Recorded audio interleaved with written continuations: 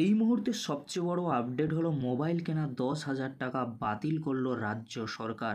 আবার কবে এই টাকা দেবে রাজ্য সরকার, কি গুরুত্বপূর্ণ আপডেট উঠে আসছে আজকের এই ভিডিওর মাধ্যমে এক্সপ্লেন করব। তাই তোমাদেরকে বলো, চ্যানেলে নতুন হয়ে থাকলে চ্যানেলটি সাবস্ক্রাইব করে রাখো, পাশে থাকা বেল আইকনে প্রেস করে অল নোটিফিকেশন অন করে দেবে। যখনই আমি নতুন কোনো ভিডিও আপলোড করব সবার আগে তোমাদের কাছে পৌঁছে যাবে। চলো বেশি দেরি করব না, মূল বিষয়ে আসা যাক। ট্যাব বা স্মার্টফোন কেনার জন্য শিক্ষার্থীদের 10,000 টাকার দেওয়ার পরিকল্পনা বাতিল করল রাজ্য সরকার। এই সাম্প্রতিক বাতিলকরণ সকলেরই মধ্যে বিভ্রান্তি এবং বিতর্কের সৃষ্টি করেছে। স্কুল শিক্ষা বিভাগ জানিয়েছে যে প্রশাসনিক কারণে টাকা ফেরত নেওয়া হয়েছে। এই মুহূর্তে কোনো টাকা দেওয়া হবে না, তবে এর পিছনে কী কারণ তা ব্যাখ্যা করা হয়নি।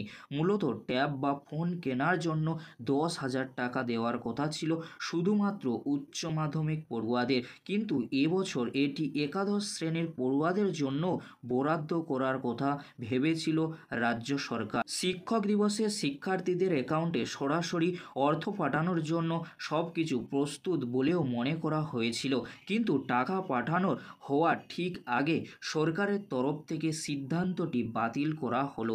এই আকস্মিক পরিবর্তনের সঠিক কারণ অজানা। স্কুল বিভাগ আরও বিস্তারিত জানায়নি। এই স্বচ্ছতার অভাব কিন্তু বিভিন্ন ব্যাখ্যার দিকে ইঙ্গিত করেছে। বেঙ্গল বিজেপি দাবি করেছে যে এই বাতিল রাজনৈতিকভাবে উদ্দেশ্য প্রণোদিত। আরও কি জানানো হচ্ছে, অনেকে মনে করছেন তরুণ মহিলা ডাক্তারের সঙ্গে জড়িত একটি দুঃখজনক ঘটনার বিরুদ্ধে চলা ছাত্র আন্দোলনে অস্থিরতার জন্য হতে পারে। তাই বিরোধীদের যুক্তি, রাজ্য সরকার তহবিল তুলে নিয়ে সমালোচনা ও অশান্তি এড়াতে চাইছে। অন্যদিকে ক্ষমতাসীন তৃণমূল কংগ্রেস এই দাবিগুলি অস্বীকার করে বলেছে যে একাদশ শ্রেণীর পড়ুয়াদের জন্য প্রকল্পের সম্প্রসারণ করার কথা বাজেটেই জানানো হয়েছিল। এটি তো একটি বৈধ পরিকল্পনার অংশ ছিল। তারা জোর দেয় যে রাজ্যের তরুণের স্বপ্ন প্রকল্পটি শিক্ষার্থীদের সাহায্য করার উদ্দেশ্যেই চালু করা হয়েছে। তাহলে ছাত্রছাত্রীদের মনে একটাই কোশ্চেন, কবে দেওয়া হবে মোবাইল কেনা 10,000 টাকা? চলমান আরজি কর আন্দোলনের মাঝে রাজ্য জুড়ে প্রতিবাদের ঝড় উঠেছে। এমন পরিস্থিতিতে বিভিন্ন কারণে ব্যস্ত রাজ্য।